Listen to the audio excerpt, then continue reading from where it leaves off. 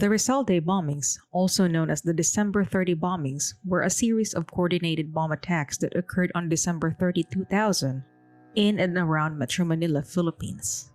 The bombings targeted various locations, resulting in significant casualties and damage. The explosions happened within a few hours. They resulted in 22 fatalities and approximately 100 non-fatal injuries. The explosions occurred on December 30, a national holiday in the Philippines, commemorating the martyrdom of the country's national hero, Jose Rizal. Within an hour, the international terror group Jemaah Ismailiyah planned and carried out 5 bombings in Metro Manila, at a park, a gas station, an airport cargo terminal, inside a bus, and a train station. Plaza Ferguson in Malate, Manila was hit by a bomb. This particular blast site is only a few hundred meters away from the US Embassy. Another bomb went off at a gas station in Makati's Central Business District. The target was a gas station on EDSA across the street from the Dusit Hotel in Makati, near the Ayala Metro Rail Transit 3 station. 2 police officers assigned to the Explosive Ordnance Disposal Unit were killed instantly. SPO4 Roberto Gutierrez, the brother of Senior Superintendent Jovita Gutierrez, the Makati Police Chief at that time, was one of them. Inspector Nestor Salvador, the EOD chief, was the other victim. According to reports, the 2 bomb experts were about to defuse a wired bomb inside a box on the ground when it exploded. The powerful impact of the blast threw the 2 cops upward. Earlier, a long nylon string was used to drag the box from the Dusit Hotel across the highway and to the gas station. The bomb explosion could have been set off by an unidentified man stationed near the Dusit Hotel using a cell phone. At least 1 explosive device was also planted in the cargo handling area of the Ninoy Aquino International Airport. Another explosive device exploded inside a bus traveling down Epifanio de los Santos Avenue, or EDSA. The bomb detonated while the bus was traveling through Quezon City's Cubao neighborhood. 1 passenger died and several others were injured. The most casualties were suffered in a train cab at the Blooming Street station of the Metro Manila LRT Line 1. The Western Police District Director, Senior Superintendent Evelino Razon, then inspected the blast site. He noticed that the impact of the bomb explosion threw the sliding door of the LRT coach upward, causing it to hang later at the roof rafter of the LRT station. The bombs were 1-kilogram black powder bombs with timing devices, according to the Philippine National Police. Furthermore, the convicted perpetrators' confessions described the bombs as ammonium nitrate-based explosives. The majority of the bomb components, such as the blasting caps and detonating cords, were discovered to have originated in Talisay, a city in Cebu's southern province. The town is well known for producing blasting caps, which were used in illegal fishing. Initially, the bombings were blamed on various Islamic groups, including the Jemaah Ismailiyah, the Moro Islamic Liberation Front, and the Moro National Liberation Front. The case remained unsolved nearly 3 years later. In September 2003, as the authorities responsible were chastised by then Senate President Franklin Drilon. Saifullah Yunus, also known as Mukhlis Yunus, a suspect in the bombings, was apprehended in the southern city of Cagayan de Oro Airport on May 25, 2003, while attempting to flee with the assistance of an Egyptian missionary. When the suspect failed to explain the numerous bandages on his face and arms, police were called. A month later, he admitted to some involvement in the bombings. He was charged with multiple murder and multiple frustrated murder for his role in the bombings as a member of the Moro Islamic Liberation Front Special Operations Group. Yunus is a confessed member of the separatist Moro Islamic Liberation Front, and the attacks were reportedly carried out in retaliation for the loss of MILF camps in Mindanao in 2000.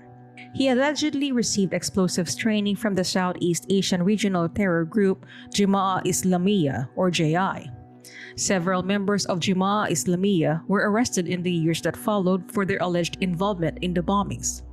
Mamasao Naga, also known as Zainal Pax, and Abdul Pata, also known as Muhammad Amir, were arrested by Philippine Armed Forces in Marawi City in 2004. They were allegedly identified as the perpetrators of the LRT-1 train cab bombing by Fatur Rahman Al-Ghozi, a known Jemaah Islamiyah member. The Philippine National Police later cleared the MILF and MNLF of any involvement in the attacks.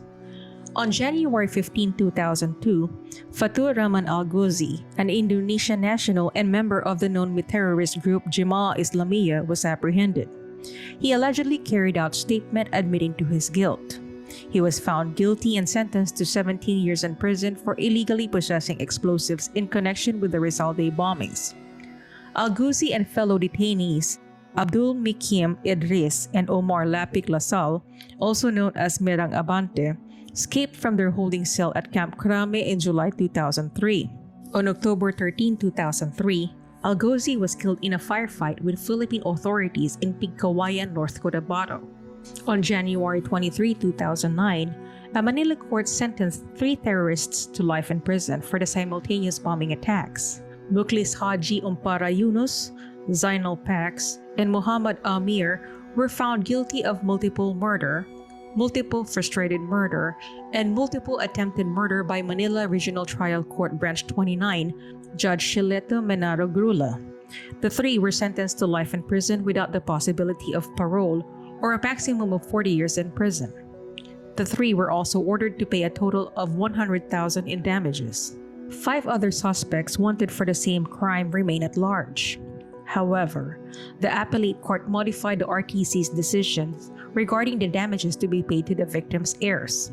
The Court of Appeals ordered the 3 to pay a total of 175,000 in civil indemnity and moral and exemplary damages to the heirs of each of the 11 bombing victims. It also ordered that the 3 pay 50,000 in damages to the 4 surviving victims and 50,000 in moral damages to 3 other victims. The court rejected the 3 accused's alibi, which claimed they were in Mindanao at the time of the bombings. Instead, the court accepted the testimony of witness Hussein Ramos, who stated that they were in Metro Manila on a bombing mission. Ramos had testified against his colleagues as a state witness, revealing plans to conduct bombings in Metro Manila as retaliation for what the government did to the MILF camps in Mindanao. Another witness, Ana Marie Velasquez, who was injured in the explosion, said she saw Yunus carrying a bag inside the commuter train and then leaving without it moments before the explosion. Prosecutors described Yunus as an explosives expert and admitted MILF member. Yunus has been accused by the government of carrying out the Rizal Day bombings on behalf of JI. The plan was to bomb various Metro Manila targets, including the LRT and a passenger bus. Yunus initially pleaded guilty to the charges but later changed his plea. Prosecutors claimed Al-Ghuzi and Yunus admitted to purchasing approximately 70 kilograms of explosives used to bomb the targets. According to the prosecutors, Yunus prepared the wiring for the bombs, while Al-Ghuzi admitted to preparing the switch on the alarm clock triggers and packing the explosives. To avoid a repeat of the bombings, police and military authorities ordered that all establishments and public places, including shopping malls, theaters, schools, hotels, ships, and airplanes, doubled their security checks on bags and boxes, among other measures. Bomb detection dogs were also stationed in these areas. The directive is still in effect today. The Rizal Day bombings were a tragic event in Philippine history, underscoring the persistent threat of terrorism. The coordinated attacks on multiple public locations not only caused loss of life and injury, but also had a lasting impact on the country's approach to counter terrorism and public safety.